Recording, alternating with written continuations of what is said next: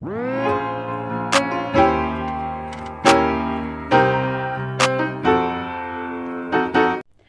semua, kembali lagi bersama saya Linda. Jadi di video kali ini saya akan mereview materi pertama sampai materi tengah semester. Tanpa berlama-lama lagi, langsung aja kita ke video pembahasannya. Pada materi pertama ada terdapat 4 sub. Sub yang pertama yaitu menjelaskan posisi formal dan material sosiologi. Posisi formal adalah hubungan antar manusia serta proses yang timbul dari hubungan manusia di dalam masyarakat. Dan objek material adalah kehidupan sosial, gejala sosial, dan proses hubungan antar manusia yang mempengaruhi kesatuan hidup manusia itu sendiri. Lalu sub yang kedua ada definisi sosiologi menurut 10 ahli. Di sini yang pertama Emile Durkheim mengatakan bahwa sosiologi adalah ilmu yang mempelajari fakta-fakta sosial, yaitu fakta-fakta yang berisi cara bertindak, berpikir, dan perasaan di luar individu. Yang kedua ada Petrin A. Sorokin mengatakan bahwa sosiologi adalah ilmu yang mempelajari hubungan dan timbal balik antara aneka macam gejala sosial. Yang ketiga ada Selo Somarjan dan Soleiman Somardi mengatakan bahwa sosiologi adalah ilmu yang mempelajari struktur sosial dan proses-proses sosial termasuk perubahan sosial. Yang keempat ada Max Weber mengatakan bahwa sosiologi adalah ilmu yang berhubungan dengan pemahaman interorientas mengenai tindakan sosial dan juga berhubungan dengan suatu penjelasan sebab akibat mengenai arah dan konsekuensi tindakan itu.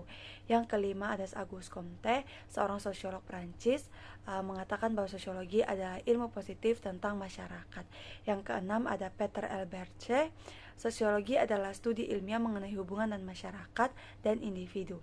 Yang ketujuh ada Rocek dan Weren, sosiologi adalah ilmu yang mempelajari hubungan antara manusia dalam kelompok-kelompok. Yang kedelapan ada William F. Ogburu dan Meyer F. Nikoff, sosiologi adalah penelitian secara ilmiah terhadap interaksi sosial dan hasilnya. Yang kesembilan ada J. A. A. Van Dorn dan C. J. Lammers, yaitu sosiologi adalah ilmu pengetahuan tentang struktur-struktur dan proses-proses kemasyarakatan yang bersifat stabil. Dan yang terakhir William Kornblum, sosiologi adalah suatu upaya ilmiah untuk mempelajari masyarakat dan perilaku anggotanya dan menjadikan masyarakat yang bersangkutan dalam berbagai kelompok dan kondisi kehidupan kelompok. Lalu ada sub yang ketiga tentang posisi dan perbandingan sosial di antara ilmu lain. Di sini, sosiologi dan ekonomi mempelajari usaha-usaha manusia untuk memenuhi kebutuhan dan keinginan secara material. Lalu ada sosiologi dan ilmu politik, pada dasarnya mempelajari daya upaya untuk memperoleh dan mempertahankan dan menggunakan kekuasaan. Lalu ada sosiologi dan ilmu sejarah. Sosiologi dan ilmu sejarah merupakan ilmu sosial yang mempelajari kejadian dan hubungan yang dialami manusia sebagai individu dan anggota. Lalu di sini juga ada sosiologi dan antropologi. Secara khusus, antropologi sosial mencakup cukup sulit dibedakan dengan sosiologi. Antropologi memusatkan perhatian pada masyarakat primitif atau memiliki kebudayaan yang masih sederhana, sedangkan sosiologi memusatkan pada masyarakat modern yang kompleks. Lalu yang terakhir adalah sosiologi dan ilmu pasti. Sosiologi memiliki hubungan dengan ilmu-ilmu pasti, terutama dengan matematika. Lalu yang terakhir, sub yang terakhir ada urgensi mempelajari sosiologi untuk mahasiswa administrasi bisnis. Yang pertama itu untuk mengetahui sifat sosiolog manusia. Yang kedua untuk meningkatkan tindakan sosial. Yang ketiga untuk mengetahui peran lembaga dalam pengembangan individu. Kemudian sosiologi memberikan saran, pandang atau langkah-langkah yang sesuai untuk memperkuat lembaga tersebut. Materi yang kedua dari buku pengantar sosiologi Sujono Sukanto, bab ketiga tentang kelompok-kelompok sosial dan kehidupan masyarakat. Di sini ada 6 sub. Yang pertama, manusia pada dasarnya adalah makhluk sosial, memiliki naluri untuk hidup dengan orang lain. Sejak dilahirkan, manusia sudah mempunyai 2 hasrat atau keinginan pokok, yaitu yang pertama, keinginan untuk menjadi satu dengan manusia lain di sekitarnya, dan yang kedua, keinginan untuk menjadi satu dengan suasana alam sekelilingnya. Sub yang kedua tentang pendekatan sosiologis terhadap kelompok-kelompok sosial. Kelompok sosial adalah kesatuan manusia yang hidup bersama karena adanya hubungan di antara mereka. Sub yang ketiga tentang tipe-tipe kelompok sosial. Terbagi atas yang pertama, klasifikasi tipe-tipe kelompok sosial. Yang kedua, kelompok sosial dipandang dari sudut individu. Yang ketiga, in-group dan out-group. Yang keempat, kelompok primer dan kelompok sekunder. Yang kelima, paguyuban dan patembayan. Yang keenam, formal group dan informal group. Yang ketujuh, membership group dan reference group. Dan yang terakhir, kelompok okupasional dan volunteer. Lalu yang keempat, sub yang keempat ada kelompok-kelompok sosial yang tidak teratur. Itu juga terbagi atas dua. Yang pertama yaitu kerumunan, adalah individu-individu yang berkumpul secara kebetulan di suatu tempat pada waktu bersamaan. Terbagi lagi atas tiga, yaitu kerumunan yang berartikulasi dengan struktur sosial. Yang kedua, kerumunan yang bersifat sementara. Dan yang ketiga ada kerumunan yang berlawanan dengan norma hukum. Lalu ada publik, merupakan kelompok yang tidak merupakan kesatuan. Interaksi terjadi secara tidak langsung melalui alat komunikasi. Lalu sub yang kelima ada masyarakat pedesaan dan masyarakat perkotaan. Terbagi lagi atas tiga bagian. Yang pertama yaitu masyarakat setempat. Dapat diterjemahkan sebagai yang menunjuk pada warga sebuah desa, kota, suku, atau bangsa. Yang kedua itu tipe-tipe masyarakat setempat, seperti jumlah penduduk, luas kekayaan dan kepadatan penduduk daerah pedalaman. Lalu fungsi-fungsi khusus masyarakat setempat terhadap seluruh masyarakat. Dan yang terakhir, organisasi masyarakat setempat dan bersangkutan. Yang ketiga adalah masyarakat pedesaan dan masyarakat perkotaan. Perbedaannya, masyarakat pedesaan adalah suatu masyarakat mempunyai hubungan yang lebih erat dan lebih mendalam ketimbang hubungan mereka dengan warga masyarakat pedesaan lainnya. Sedangkan masyarakat perkotaan adalah masyarakat yang tidak tentu jumlah penduduknya. Yang sub yang keenam yaitu kelompok-kelompok kecil atau small group, adalah suatu kelompok yang teoretis terdiri paling sedikit dari 2 orang yang saling berhubungan untuk memenuhi tujuan tertentu dan yang menganggap hubungan itu sendiri penting baginya. Dan sub yang terakhir ada dinamika kelompok sosial. Setiap kelompok sosial pasti mengalami perkembangan serta perubahan dalam setiap kelompok sosial. Ada yang mengalami perubahan secara lambat dan ada pula yang mengalami secara cepat. Di dalam dinamika kelompok mungkin terjadi antagonisme antara kelompok apabila terjadi peristiwa tersebut. Secara hipotesis prosesnya akan sebagai berikut. Yang pertama, bila dua kelompok bersaing maka akan timbul stereotip. Yang kedua, kontak antara dua kelompok yang bermusuhan tidak akan mengurangi sikap tindakan bermusuhan tersebut. Yang ketiga, tujuan yang harus dicapai dengan kerjasama akan dapat menetralkan sikap tindak bermusuhan. Dan yang terakhir, di dalam kerjasama mencapai tujuan, stereotip yang semula negatif akan menjadi positif.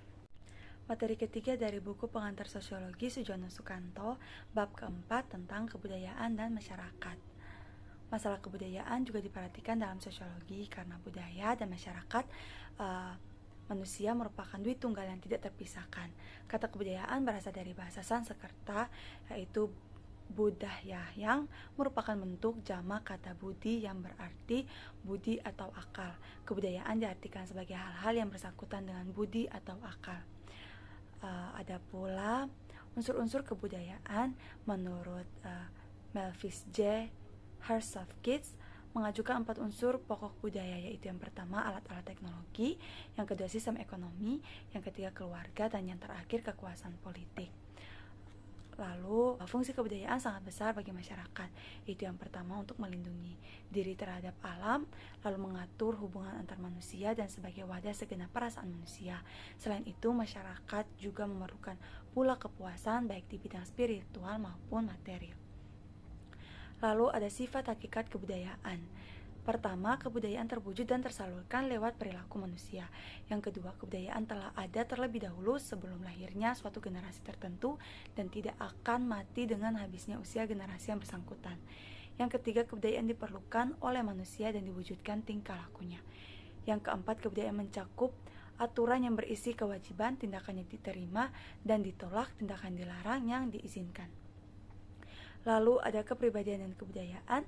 Kepribadian merupakan organisasi faktor biologis, psikologis, dan sosiologis yang menjadi dasar perilaku individu. Tipe-tipe kebudayaan khusus yang nyata mempengaruhi kebudayaan kepribadian, yaitu yang pertama, kebudayaan khusus atas dasar faktor kedaerahan, yang kedua, cara hidup di kota dan di desa yang berbeda, yang ketiga, kebudayaan khusus atas dasar agama, dan yang terakhir, kebudayaan berdasarkan profesi. Adapun gerak kebudayaan, akulturasi merupakan proses di mana suatu kelompok manusia dengan suatu kebudayaan tertentu dihadapkan pada unsur-unsur suatu kebudayaan asing yang berbeda sedemikian rupa sehingga unsur-unsur kebudayaan asing itu dengan lambat laun diterima dan diolah ke dalam kebudayaan sendiri. Materi yang keempat dari buku Pengantar Sosiologi Sujono Sukanto bab kelima tentang lembaga kemasyarakatan. Lembaga kemasyarakatan adalah himpunan norma-norma dari segala tindakan yang berkisar pada suatu kebutuhan di dalam kehidupan masyarakat. Lembaga kemasyarakatan pada dasarnya mempunyai beberapa fungsi, yaitu yang pertama, memberikan pedoman kepada anggota masyarakat, yang kedua, menjaga kebutuhan masyarakat yang bersangkutan, dan yang ketiga, memberikan pegangan kepada masyarakat untuk mengadakan sistem pengendalian sosial. Lalu proses pertumbuhan lembaga kemasyarakatan. Yang pertama itu norma-norma masyarakat. Norma-norma yang ada dalam masyarakat terbentuk secara tidak sengaja, namun lama-kelamaan norma tersebut dibuat secara sadar. Norma yang ada dalam masyarakat mempunyai kekuatan mengikat yang berbeda-beda. Lalu ada pula sistem pengendalian sosial. Sistem pengendalian sosial seringkali diartikan sebagai pengawasan oleh masyarakat terhadap jalannya pemerintahan, khususnya pemerintahan beserta aparaturnya.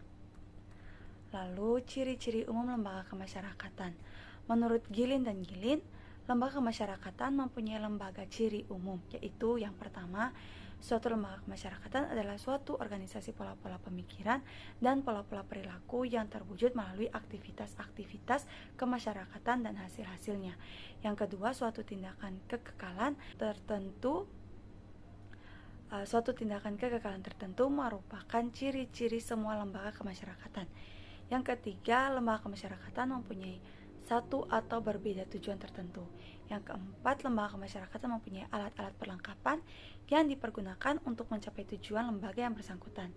Yang kelima, lembaga-lembaga biasanya juga merupakan ciri khas lembaga kemasyarakatan. Dan yang terakhir, suatu lembaga kemasyarakatan mempunyai suatu tradisi tertulis atau yang tak tertulis. Adapun tipe-tipe kemasyarakatan. Yang pertama, dari sudut perkembangannya ada dua tipe. Yang pertama, creative institution, yang kedua, enacted institution. Ada pula dari sudut sistem nilai-nilai yang diterima masyarakat, ada dua tipe juga. Yang pertama, basic institution, yang kedua, subsidiary institution. Ada pula dari sudut penerimaan kemasyarakatan, ada dua juga, yaitu approved social sanctioned institution dan unsanctioned institution. Ada pula dari sudut penyebarannya ada dua juga, yaitu generasi institution dan restricted institution. Dan yang terakhir dari sudut fungsinya ada operative institution dan regulative institution. Lalu cara-cara mempelajari lembaga kemasyarakatan. Yang pertama itu analisis secara histori, yang kedua analisis komparatif, dan yang terakhir analisis fungsional. Adapun conformity dan deviation. Conformity yaitu penyesuaian diri pada norma-norma dan nilai-nilai suatu masyarakat, sedangkan deviation yaitu penyimpangan terhadap norma-norma dan nilai-nilai tersebut. Materi yang terakhir dari buku Pengantar Sosiologi Sujono Sukanto bab ke-6 tentang lapisan masyarakat. Pelapisan sosial adalah pembedaan penduduk atau masyarakat ke dalam kelas-kelas secara bertingkat atau secara hierarki. Lalu terjadinya lapisan masyarakat. Adanya sistem lapisan masyarakat dapat terjadi dengan sendirinya atau dalam proses pertumbuhan masyarakat itu. Tetapi ada pula yang dengan sengaja disusun untuk mengejar suatu tujuan yang sama. Sistem lapisan dapat dianalisis dalam arti-arti. Yang pertama, distribusi hak istimewa yang objektif seperti misalnya penghasilan, kekayaan, dan keselamatan. Yang kedua itu sistem pertanggaan yang diciptakan oleh para warga masyarakat. Yang kedua, kriteria sistem pertanggaan dapat berdasarkan kualitas pribadi, keanggotaan kelompok, kerabat tertentu, milik, wewenang, atau kekuasaan. Yang keempat, lambang-lambang kependudukan. Yang kelima, mudah sukarnya bertukar kedudukan. Yang terakhir, solidaritas di antara individu atau kelompok-kelompok sosial yang menduduki kedudukan yang sama dalam sistem sosial masyarakat. Adapun sifat sistem lapisan masyarakat. Sifat sistem lapisan masyarakat di dalam suatu masyarakat dapat bersifat tertutup atau closed social stratification dan dapat pula terbuka atau open social stratification. Yang bersifat tertutup tidak membatasi kemungkinan pindahnya seseorang dari satu lapisan ke lapisan lainnya, dan yang terbuka yaitu setiap anggota masyarakat mempunyai kesempatan untuk berusaha dengan kecakapan sendiri untuk naik ke lapisan atas. Ada kelas-kelas dalam masyarakat atau social class. Beberapa pendapat tentang kelas sosial, salah satunya dari Kurt B. Meyer, istilah kelas hanya dipergunakan untuk lapisan yang bersandar unsur ekonomi, sedangkan lapisan yang berdasarkan kehormatan masyarakat dinamakan kelompok kedudukan. Lalu ada dasar lapisan masyarakat. Ukuran-ukuran yang biasanya dipakai untuk menggolongkan anggota kemasyarakatan ke dalam lapisan-lapisan masyarakat adalah yang pertama itu ukuran kekayaan, yang kedua ukuran kehormatan, yang ketiga ukuran kekuasaan, dan yang terakhir ukuran ilmu pengetahuan. Lalu unsur-unsur lapisan masyarakat. Hal-hal yang mewujudkan unsur-unsur baku dalam teori sosiologi tentang sistem lapisan dalam masyarakat adalah kedudukan dan peranan atau role. Kedudukan diartikan sebagai tempat atau posisi seseorang dalam suatu kelompok sosial. Adapun role merupakan aspek dinamis kedudukan atau status. Lapisan yang sengaja disusun membatasi diri pada uraian tentang sistem pembagian kelompok dalam organisasi formal yang di dalamnya masyarakat merupakan bagian-bagian yang khusus. Menurut Barnard, sistem pembagian kedudukan pada pokoknya diperlukan secara mutlak agar organisasi dapat bergerak secara teratur untuk mencapai tujuan yang diinginkan oleh para penciptanya. Ada pula mobilitas sosial. Yang pertama itu pengertian umum dan jenis-jenis gerak sosial. Gerak sosial adalah suatu gerak dalam struktur sosial, yaitu pola tertentu yang mengatur organisasi suatu kelompok sosial. Yang kedua ada tujuan penelitian sosial. Para sosiolog meneliti gerak sosial untuk mendapatkan keterangan perihal keteraturan dan keluasan struktur sosial. Yang ketiga itu beberapa prinsip umum gerak sosial yang vertikal. Yang pertama itu hampir tidak ada masyarakat yang sifat sistem lapisannya mutlak tertutup. Yang kedua, tidak mungkin gerak sosial yang vertikal dilakukan dengan sebabnya. Yang ketiga, gerak sosial vertikal yang umumnya berlaku bagi semua masyarakat. Yang keempat, gerak sosial vertikal disebabkan oleh faktor ekonomi, politik, serta pekerjaan. Dan yang kelima, berdasarkan bahan-bahan sejarah, khususnya dalam gerak sosial vertikal disebabkan faktor-faktor ekonomi, politik, dan pekerjaan yang berbeda. Lalu ada saluran gerak sosial vertikal. Saluran gerak sosial vertikal terpenting adalah angkatan bersenjata, lembaga keagamaan, sekolah, organisasi politik, ekonomi, dan keahlian. Ada pula perlunya sistem lapisan masyarakat. Masyarakat menghadapi dua persoalan. Yang pertama, menempatkan individu-individu tersebut, dan yang kedua, mendorong agar mereka melaksanakan kewajibannya. Demikian hasil review saya untuk materi pertama sampai materi tengah semester untuk tugas ujian tengah semester. Semoga video kali ini bermanfaat untuk Anda. Maaf jika ada kesalahan kata dan kalimat yang kurang berkenan di hati kalian. Sekian dari saya. Terima kasih dan sampai jumpa.